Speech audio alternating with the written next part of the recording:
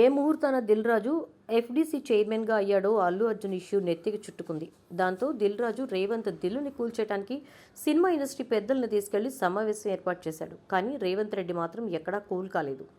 Benefit shows ఉండవు అని చెప్పాడు రేవంత్ రెడ్డి. దాంతో పాన్ ఇండియా స్టార్స్, ప్రొడ్యూసర్స్ అంతా బెంబేలెత్తిపోతున్నారు. పాన్ ఇండియా స్టార్స్ మూవీస్ సంక్రాంతికి రిలీజ్ కాబోతున్నాయి. ఇప్పుడు రేవంత్ నిర్ణయంతో నిర్మాతల ఆశలు అడియాసలైనట్టు కనిపిస్తోంది. 2025 సంక్రాంతికి భారీ బడ్జెట్ సినిమాలు రిలీజ్ కాబోతున్నాయి.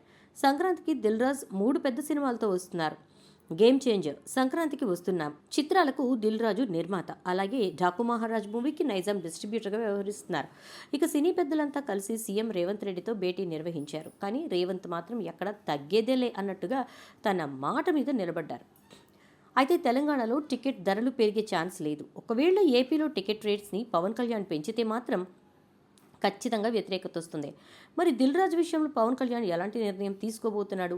మరో 2 వారాల్లో గేమ్ చేంజర్ సినిమా ప్రేక్షకుల ముందుకు రానుంది. భారీ ఓపెనింగ్స్ తెచ్చుకోవడానికి, బాక్సాఫీస్ రికార్డులు బ్రేక్ చేయడానికి ప్రభుత్వం నుంచి ప్రత్యేక అనుమతులు అవసరమవుతాయి. అందులోనూ దిల్ రాజు ఈ ప్రాజెక్ట్ మీద భారీ ఖర్చు చేసినట్లు తెలుస్తోంది. ఇప్పుడు బెనిఫిట్ షోలు, టికెట్ హైక్స్ లేకపోతే పెట్టుబడి వెనక్కి తెచ్చుకోవడం కష్టమే అనే టాక్ అయితే వినిపిస్తోంది. అల్లు అర్జున్ ఇష్యూ వలన మిగతా ప్రొడ్యూసర్స్ అంతా ఎందుకు నష్టపోవాలి? ఈ విషయం మీద రేవంత్ సర్కార్ మరోసారి ఆలోచించి నిర్ణయం తీసుకోవాలని ప్రొడ్యూసర్స్ అంతా అంటున్నారు. అయితే రేవంత్ సర్కార్ ఈ విషయాన్ని ప్రస్తుతానికి ఒక 6 నెలలు పోస్ట్ పోన్ చేసి రేపు రాబోయే సినిమాల మీద ఎలాంటి ఎఫెక్ట్ పడకుండా అటు రేవంత్ ఇటు పవన్ కళ్యాణ్ చూసుకోవాలి అని ప్రొడ్యూసర్స్ అంతా కూడా కోరుతున్నారు. ఒకవేళ రేవంత్ నిర్ణయం మార్చుకోకపోతే ఇండస్ట్రీ పరిస్థితి అగమ్యగోచరంగా ఉంటుంది. ప్రొడ్యూసర్స్ అంతా రోడ్డున పడే పరిస్థితి తలెత్తుతుంది. కాబట్టి ఇదంతా దృష్టిలో పెట్టుకుని ఇప్పుడు పవన్ కళ్యాణ్ ఎలాంటి నిర్ణయం తీసుకుంటారు? టికెట్ రేట్లు పెంచుతారా, లేదా ప్రొడ్యూసర్స్ నష్టపోకుండా ఏం చేయబోతున్నారు? లేదంటే టికెట్స్ రేట్స్ని నామినల్గా పెంచి బెనిఫిట్ షోస్ రద్దు చేస్తారా? లేదంటే బెనిఫిట్ షోస్ని లిమిటెడ్గా పెట్టి టికెట్స్ రేట్స్ని పెంచకుండా ఉంటారా?